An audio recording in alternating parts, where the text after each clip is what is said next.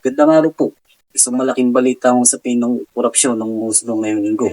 Kaugnay kay dating senador ng Bong Revilla Jr. at nang umano'y anomalya sa pondo ng gobyerno. Karito ang report ni Cute. Inalabas ng Sandigan Bayan ng warrant of arrest laban kay Revilla at 6 pang ibang dahilan sa kasong malversation of public funds at falsification of documents. Kaugnay naman dito ang isang ghost flood control project sa Pandibulacan na nagkakalaga naman ng 92.8 million pesos na ayon sa investigasyon ay hindi na isa katuparan ngunit pinayagang mailabas ang pondo. Dumating naman si Revilla sa camp crime kasama ang kanyang asawang si Kong Lani Mercado Revilla at ang kanilang mga anak.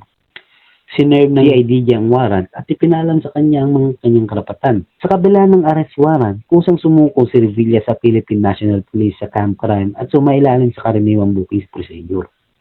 Habang nagtataglang harapin ng kaso sa hukuman, siya ay pansamantalang ididetain sa Quezon City Jail. Bagaman nakapag-bail sa isang graft charge, hindi pa siya makakadwala dahil sa non-bailable malversation case na nakabinbin. Noong January 16, inahain ng Ombudsman ang mga kasong malversation at graft laban sa kanya at sa 6 pang ibang empleyado ng DPWH. Ayon sa investigasyon, walang tunay na itinalagang proyekto at gumamit ng peking dokumento.